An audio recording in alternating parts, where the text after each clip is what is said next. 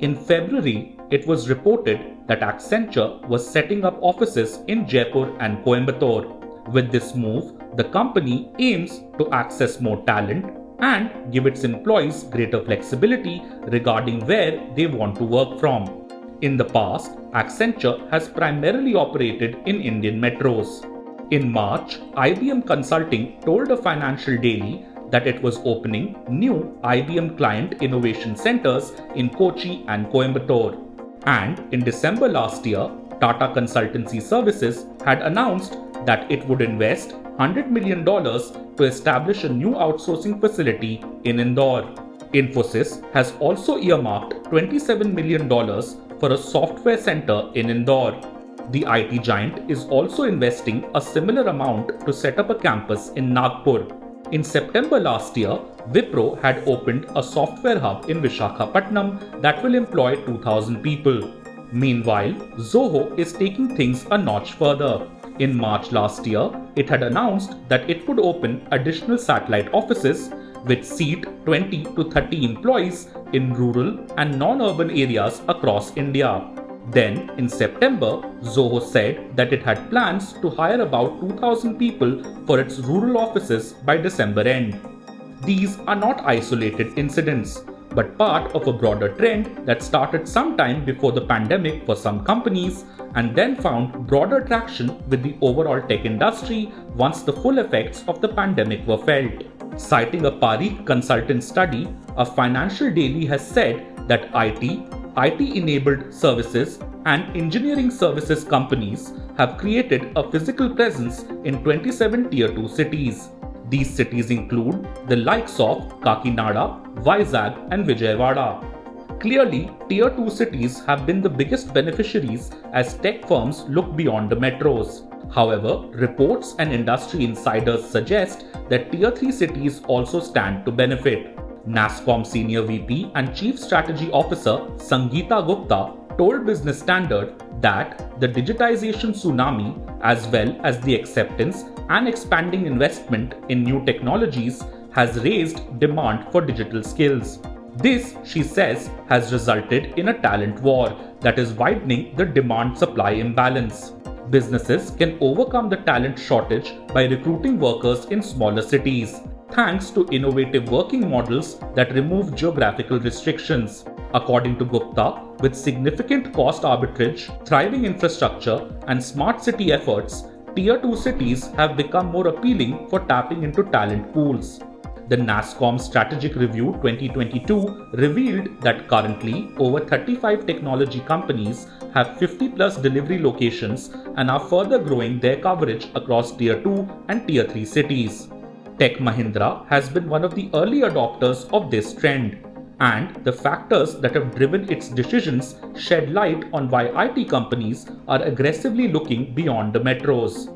The logic really was very clear that we wanted to tap the potential of towns that were near academia. But more importantly, because of this whole pandemic and the great resignation, Tier 1 towns were getting heated up. Heated up, when I say, I mean, one, there was no talent available. There was a greater, what we call ONJ, which means when you make the offer, people don't join.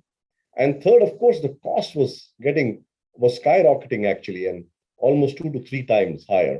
So we went into these 9 cities and we clearly went with the objective of hiring niche skills and at an optimum cost, and where we could have lesser dropouts and more longevity of service. So, what are the other factors driving this trend?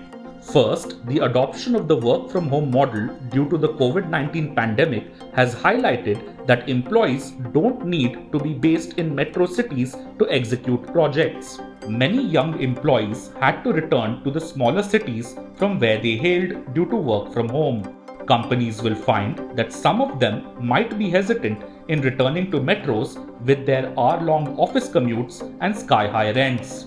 As dining and entertainment options in these smaller cities catch up with the bigger metros, there's even less of a motivation for young graduates to leave their hometowns. tech companies are also adopting worker-centric models thanks to the pandemic, and they have good reasons to do so. Microsoft conducted a survey of 30,000 employees and found that 80% wanted to work remotely. A Zerodha survey found that only 8% of employees wanted to return to the office full-time. Meanwhile, 67% said that they would move to Tier 2 or Tier 3 cities and towns if working from home was allowed permanently. In a post-pandemic environment, where hybrid workplace and work from anywhere trends are picking up in a massive way, the future for flex space is extremely promising.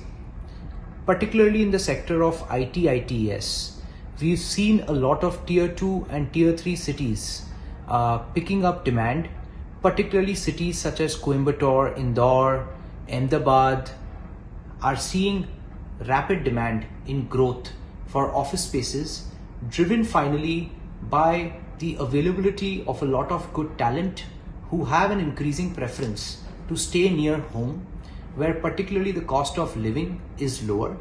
And particularly as we see the future evolve, Tier 2 and Tier 3 cities, particularly from the dimension of hub and spoke model, is going to continue having an extremely strong demand.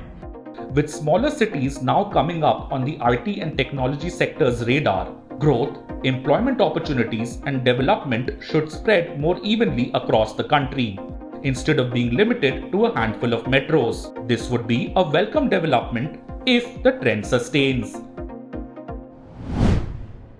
If you like this video, share it and subscribe to Business Standard. For more news, views and insights, log on to www.business-standard.com. Do also follow us on YouTube, Twitter, Facebook, Instagram, Telegram and LinkedIn.